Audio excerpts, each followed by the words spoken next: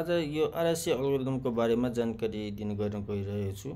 RSA अल्गोरिदममा दुईटा prime number P र Q हुन्छन्। यसलाई मल्टिप्लाई गरिन्छ र हामीले फाइ निकालिन्छ है। एक एक नम्बरले घटाएर फाइ निकालिन्छ।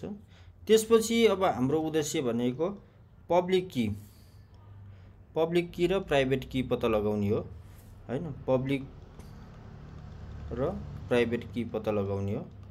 यसको पत्ता लगाउनलाई पब्लिक की पत्ता लगाउनको लागि ई र यो जुन फाइ छ यो चाहिँ एक अर्कामा प्राइम नम्बर हुन्छन् हैन। ईएन भयो हाम्रो पब्लिक की चाहिँ। त्यसपछि प्राइभेट नम्बर पत्ता लगाउनलाई यो फर्मुला युज गरेपछि प्राइभेट की निकाल्न सकिन्छ। यसमा केही खासै त्यस्तो गाह्रो छैन। डी र ई मल्टिप्लाई गर्ने अनि यो मोडुलस हो फाइ, यो गर्दाखेरि 1 आउनु पर्यो हैन। आउटपुट चाहिँ भनेको यो रिमाइन्डर चाहिँ 1 आउनु पर्यो। त्यसपछि पब्लिक की हामीसँग के हुनुभयो त ईएन हुनुभयो, अर्को प्राइभेट की चाहिँ डीएन हुनुभयो। अब हामीसित एउटा इक्जाम्पलको रूपमा के छ, P3 छ, Q11 छ हैन। अब एन पनि निकाल्न हामी सकिहाल्यो, फाइ पनि निकाल्न सकिन्छ हैन। अब यो फाइ निकालिसकेपछि अब हामीले ई निकाल्ने हो। ई निकाल्नको लागि यी दुईटा चाहिँ के हुनु पर्यो त एक आपसमा प्राइम नम्बर हुनु पर्यो एक अर्कासँग हैन।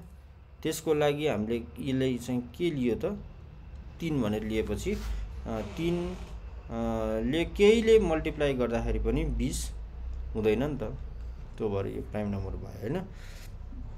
अब डी निकाल्नको लागि अब हाम्रो अगाडिको फर्मुला छ, डी मल्टिप्लाई ई मोड फाइ गर्दाखेरि 1 आउनु पर्यो हैन।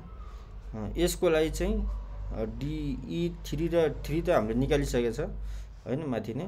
त्यसपछि डी भयो अनि मोड 20 फाइ भनेको त 20 हो हामीसँग, एन होइन है फेरि यहाँ। अनि त्यो गर्दाखेरि 1 आउनु पर्यो। यो भएपछि के भयो त डी चाहिँ हाम्रो 7 आयो हैन। अब हाम्रो के भयो भन्दा अब हाम्रो उद्देश्य भनेको ए ले बी लाई डाटा पठाउने हो फर इक्जाम्पल हैन। अब ए ले बी लाई डाटा पठाउनको लागि चाहिँ यसलाई चाहिँ के थाहा हुनु पर्यो, बी को पब्लिक की थाहा हुनुपर्छ है। बी को पब्लिक की थाहा हुनुपर्छ। अब यसले चाहिँ बी को पब्लिक की त थाहा भइहाल्छ हैन, पब्लिक नै हो, बी को पब्लिक की त थाहा भइहाल्छ।